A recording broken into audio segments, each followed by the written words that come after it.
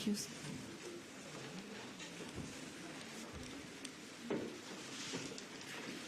Good afternoon, and welcome to this press conference following the informal EU Defence Ministers meeting. High Representative Josep Borrell and the Swedish Minister of Defence Paul Jönsson will debrief you on the discussions held today. We will then move to your questions. So without further ado, High Representative, you have the floor. Well, thank you and good afternoon to everybody. First of all, once again, dear Minister, dear John, thank you for organizing this informal meeting of the Defence Ministers. The Defence Ministers was devoted to Ukraine, mainly. It couldn't be otherwise. We had the Ukrainian Minister of Defense, our colleague Reznikov, who updated us on the military situation on the ground and explained which are the Ukraine's military needs. And we know, after listening to Minister Reznikov, that the next weeks and months, but mainly weeks, we are talking about weeks, will be critical, because the military situation in the ground remains very difficult, in particular in Bakhmut, where the fierce fight continues. Then we went to analyze what we are doing to support Ukraine and what we can do more. By the end of this month, our military assistance mission will have trained more than 11,000 Ukrainian soldiers. And by the end of the year, we expect to have trained 30,000 soldiers. And all member states expressed their satisfaction about the results achieved by this training mission and committed to do more, especially when the battle tanks are arriving to Ukraine and the crews of these battle tanks has to be trained. Not only individually for every tank, but in order for all of them to be able to fight together. This will take our training mission very busy. They are already busy. And this training mission is another proof of our unshaken and determined support to continue together with Ukraine. This is a key message that I would like to send to you, to send to the public opinion after this meeting. After listening to Minister Reznikov, I think that there is a clear message.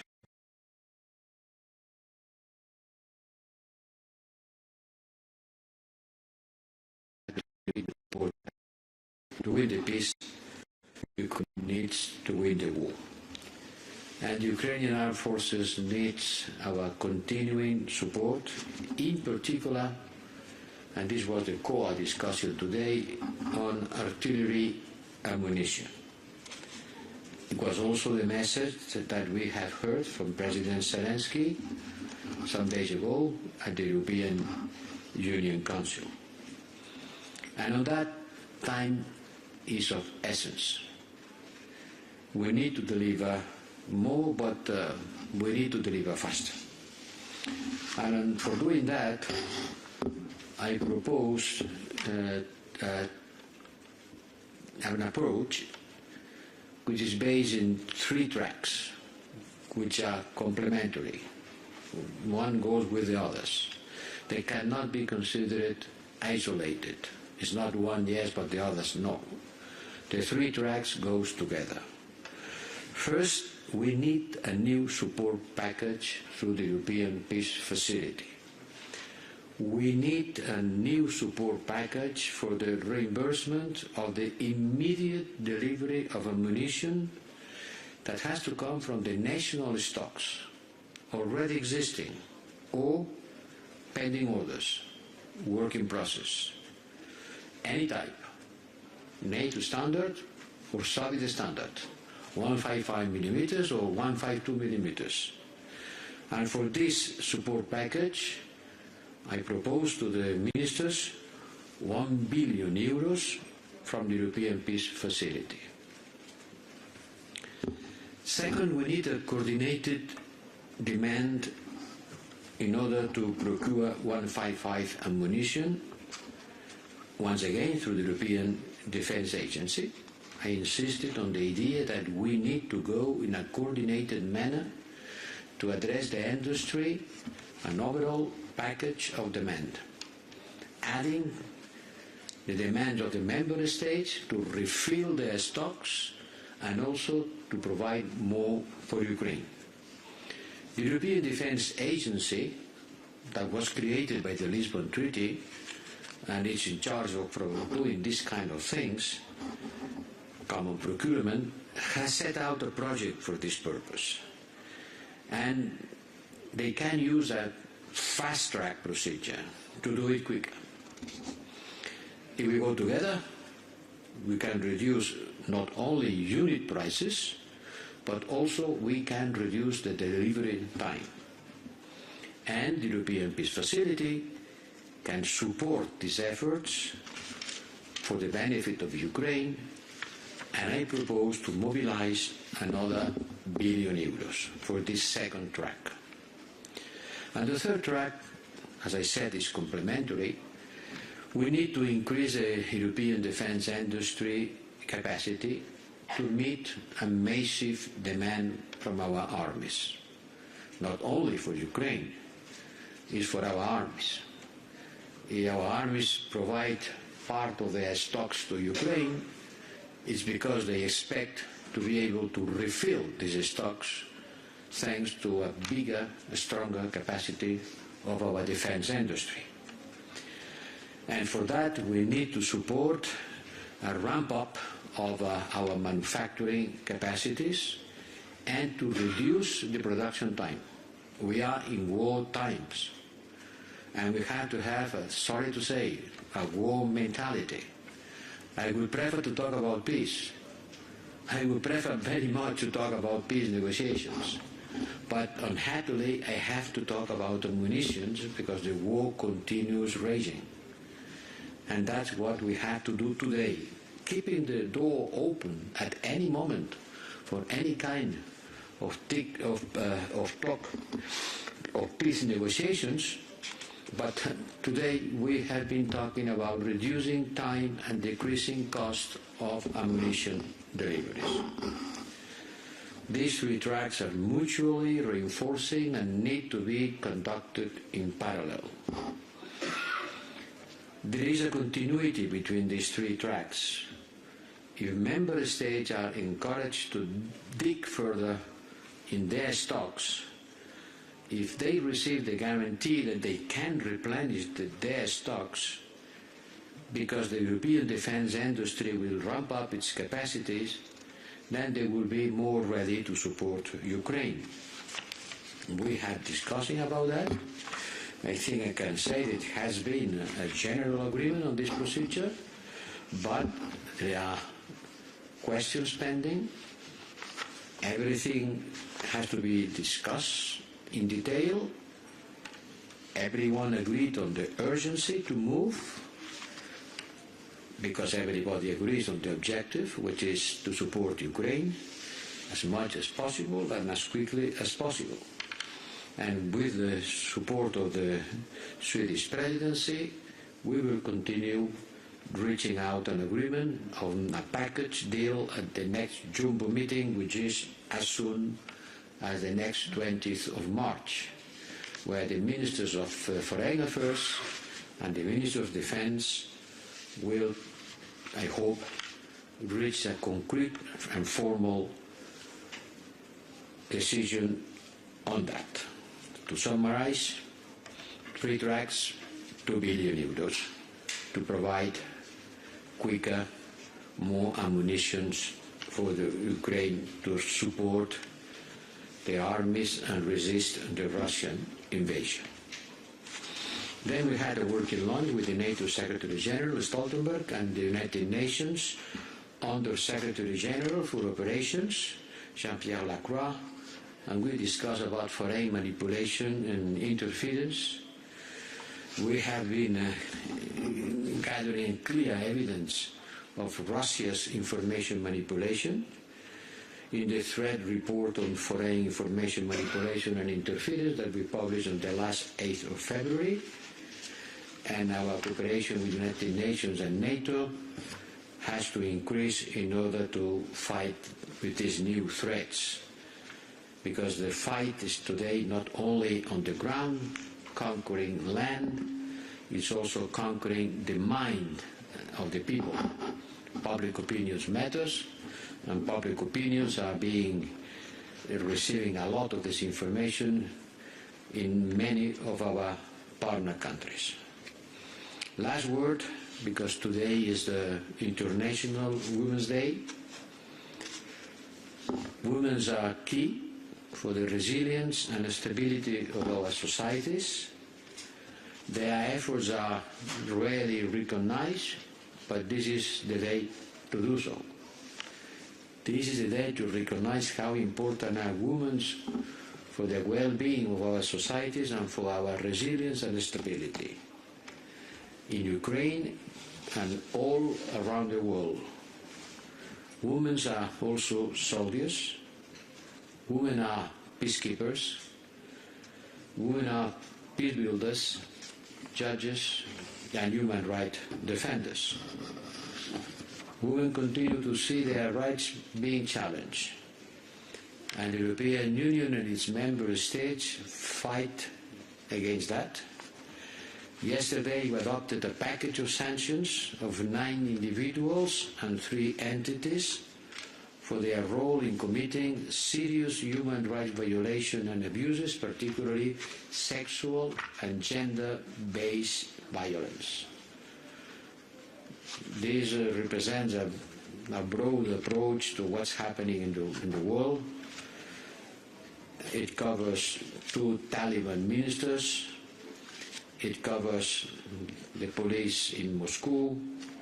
It covers the militias in South Sudan, in Myanmar, in Iran, everywhere where violation of the human rights of the women in particular has been affected.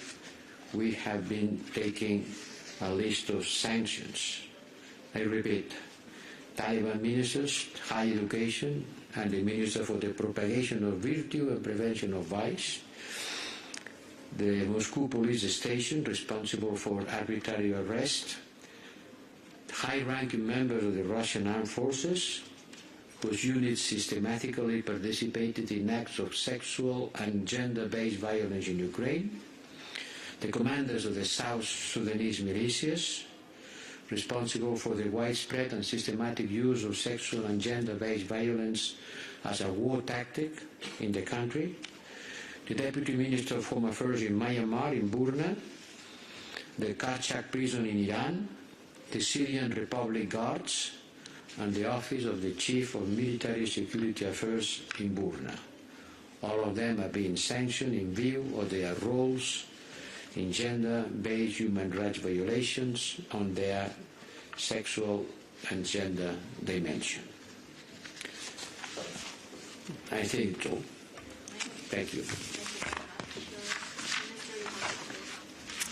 Dear High Representative, dear Joseph, thank you very much for your statement. I would especially like to join you in your recognition of the efforts of the women fighting in the battlefield and elsewhere for European security in Ukraine. Sweden is fully committed to your important work on gender equality, and together with the EAS, work to promote gender equality within the full spectrum of EU's crisis management operations. Sweden has, together with several other member states, been part of a pioneering gender equality and gender perspective within defense policy and military operations. Today we work with the EU and member states in mainstreaming gender equality throughout both civilian and military CSDP actions. The importance of a women, peace and security agenda in the CSDP is also highlighted in the strategic compass. For Sweden, gender equality in the armed forces is a question of credibility and making sure that our defense organizations reflect the society that we protect. Let me also once again welcome you to Stockholm. I think we had a very productive meeting this morning, and with a particular focus also on continuing the EU support for Ukraine. Support for Ukraine is, of course, an overarching priority for the Swedish government, be it nationally, be it on a bilateral basis, or be it internationally. The Swedish presidency will work to ensure that the EU continues to deliver on the needs of the Ukrainian armed forces. We were therefore particularly glad to have Minister Resnikov with us this morning. During our morning meeting, the Ukrainian people is fighting for their survival, but at the same time also for European security, our freedom and our values. We were also glad to welcome Lieutenant General Andreas Marlov and Major General Peter Turek from the German and Polish centers of the EU-MAM Ukraine in today's meetings. Remarkable efforts are made by the Ukrainians, and we have the privilege to provide training. Unfortunately, more troops needs to be trained as the war goes on. Therefore, it's paramount importance that we understand the Ukrainian needs so we can adapt our training and provide support in accordance to that needs. The Swedish presidency welcomes the proposal put forward by Estonia and the External Excellence Service. We will move rapidly to address Ukraine's need for ammunition. And I think here the key is speed is of the essence.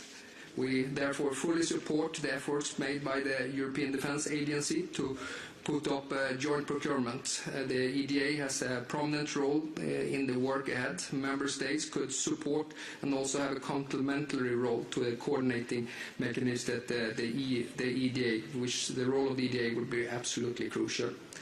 As the High Representative said, we also had a working lunch together with our partners, with the Secretary General Stoltenberg and also the Undersecretary for Peace Operations, Jean-Pierre Lacroix. I think it's very important also that we work on creating stronger partnership between the EU and NATO. We're very glad with the new EU NATO declaration that was adopted in January, and it's also very important that the EU and the UN works, especially when it comes to operations.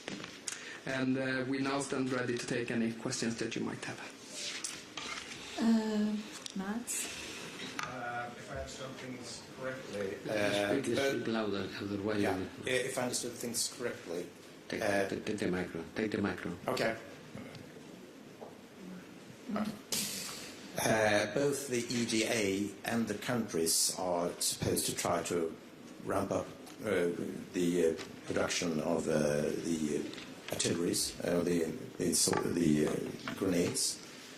Isn't there a risk if both EDA and countries simultaneously try to do this? That is sort of... you don't hear? No, yes. Could you... we cannot hear you well, so if you can repeat the question slowly. Okay. Isn't there a risk that if both EDA, the European Defence Agency, and the countries simultaneously try to ramp up production of artilleries, that they sort of, instead of coordinate, there's a risk of that they both try to tap the same sources, so to speak, when they both go into the system?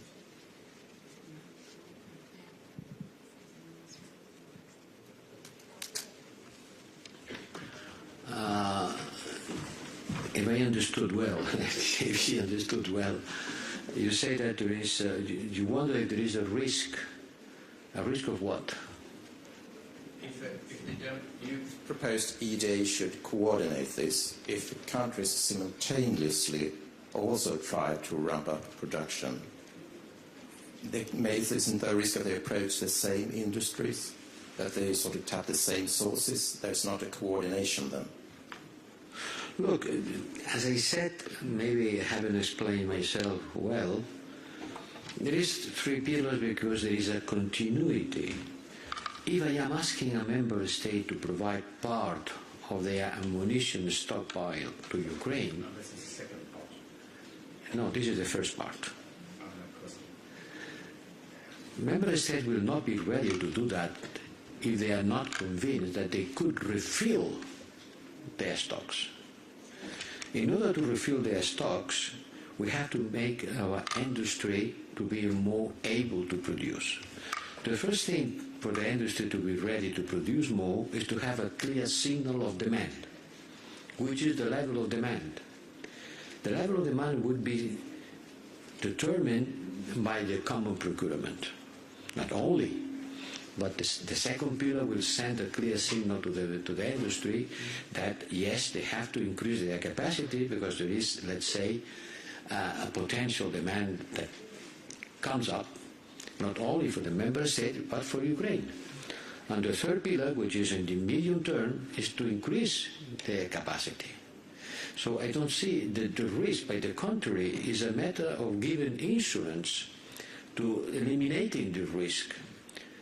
The more the three pillars goes together, the less risky it is for a member state to be deprived of their stock of ammunition, because they will be sure that the industry will be able to refill the stock. So the three pillars, it's a matter of diminishing the risk. If I may, I totally agree with the High Representative, because the role of the EDA is to coordinate, to make sure that that we do what that they are aware of what's happening in various capitals. So the coordinating role of the EDA is something that we fully support, and we think that's going to be crucial in order for Europe to be able to provide more ammunition to Ukraine.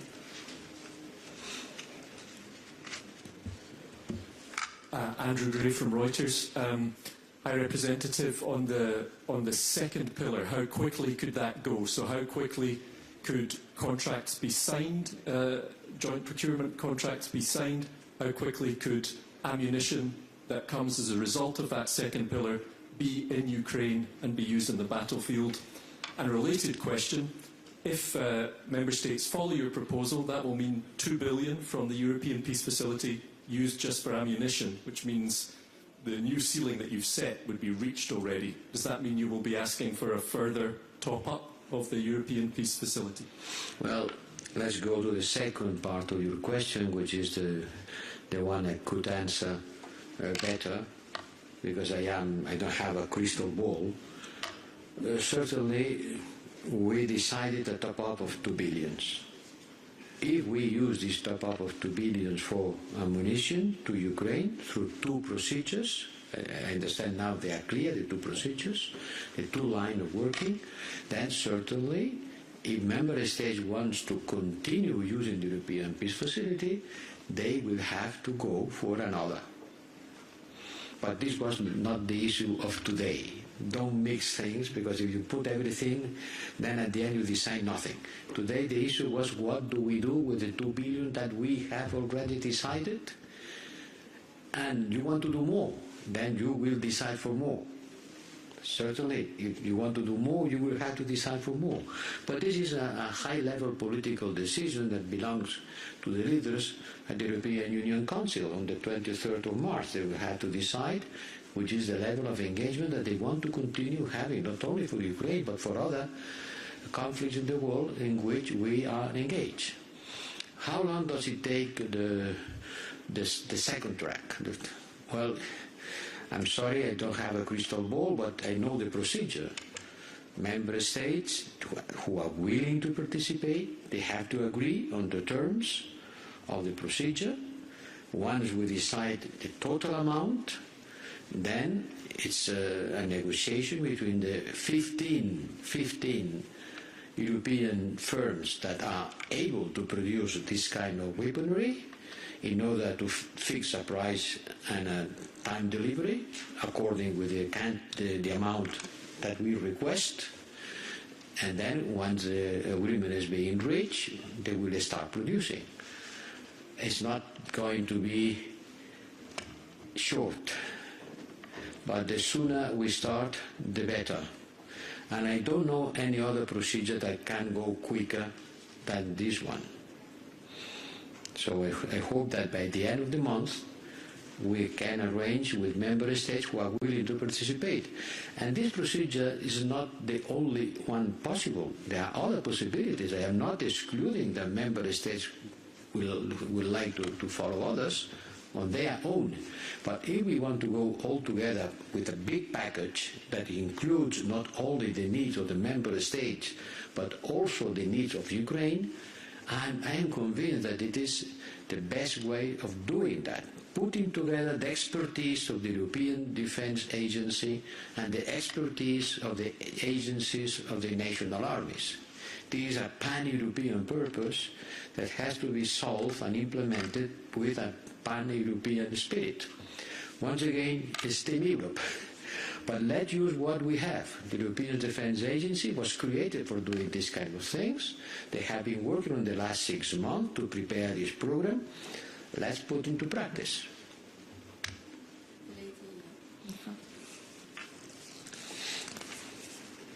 Okay, my name is Ritva Rönnberg. I work for Swedish television TV4. Given what we have heard from Ukraine, that they lack ammunition, they're even losing ground because of that, how fast can the first rounds of artillery ammunition be delivered, given what we have heard here that you have told us yourself? First, don't believe that we haven't been providing ammunition before today. It's nothing new.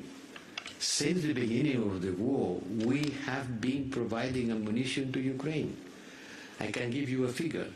The European Peace Facility has reimbursed to member states about 450 million euros for ammunition provided to Ukraine. So don't believe that everything is new and until now nobody was providing ammunition to Ukraine. Yes, we had started doing that since the beginning, logically.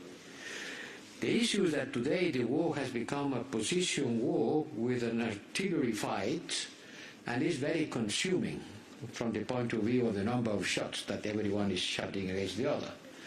Before that, the war was a movement war with less consumption of artillery. Today there is a high intensity war with a lot of shots, tens of thousands every day. So the needs are bigger. We have been providing, but we have to accelerate the rhythm. Every day there is ammunition coming from the European Union member states arriving to Ukraine. Every day there is a flow going on.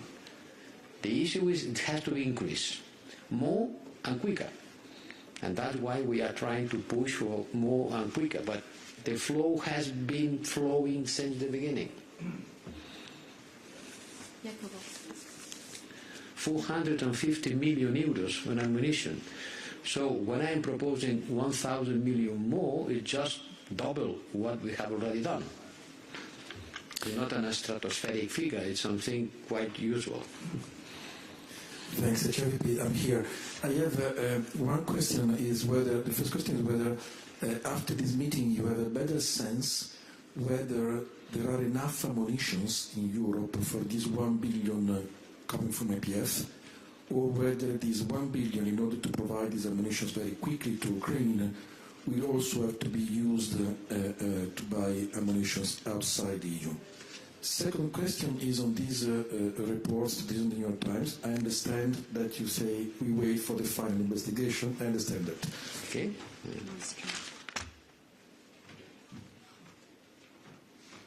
You say Nord Stream. And the second question is on Nord Stream, whether you are afraid of the potential impact these kind of stories could have on public opinion in the moment when there is this actual push. You talk about, this morning Breton was talking about the war economy. You're also using a similar language. So the EU needs to change gear to do even more, but in the moment when there are these kind of reports. So I wonder, my second question is whether you are afraid of the impact these reports could have in key countries like Germany. Thank you. Yes. I am asking to my Swedish colleague for help. Look, it's clear that we would prefer the European defense industry to produce the ammunition that we need. Because we need a European defense industry. We need the capacity to produce by ourselves. And we don't have enough capacity because we were used to live in peace, and the war was something that was not in our imagination. But today, in our industrial structure, the defense industry has to develop more. And certainly we will be asking our firms to produce. And our firms will produce if we ask them, provide them with a clear horizon of which is the level of demand, as any other producer. If I am asking someone to produce more tomatoes, they will tell me how many and for how long. Well, how many and for how long is the question that we have to give to the answers. So priority to the industry, certainly. And some member states has been very clear on that. We want European money to be used to create jobs in the European defense industry. And we agree on that. And we will try to do it as much as we can. But if tomorrow a member state provides ammunition to Ukraine, taking this ammunition from their stockpile, I am not going to ask him, where did you buy it? I'm not going to ask him, where did you buy it? But for the second pillar, for the second track, when we go to the market and we ask the firms to produce, we will address us to the 15 European firms that could do it. We don't need to go to look after. And look, about the Nord Stream, these are serious things, very much serious things. First, never be afraid of the truth. I am not afraid of the truth, any truth. But we are talking about, by the time being, speculations, investigations on the exact circumstances are still ongoing in Sweden. Maybe you can say something about it, dear Minister, on Denmark and on Germany. And let's be serious, as long as investigations are ongoing, we cannot draw definitive conclusion. What can I say? I have to wait for having a clear understanding of what has happening. It has been a sabotage of the Nord Stream gas pipelines. Yes, it has been. It's clear. It means one thing. We have to be much more vigilant about the resilience of our critical infrastructure. Because what has happened with the Nord Stream 2 may happen tomorrow with a cable of optic fiber or an electric cable supplying electricity from one country to another below the sea. And we have already taken swift action to accelerate the work on protecting our critical infrastructure, the resilience on priority areas, and to give an answer to respond to the international threats through international cooperation, in particular with NATO. But about what has happened with the Nord Stream 2, I don't know. And as far as the one that could know, which are Swedish, Denmark and Germany authorities, I will not take any position.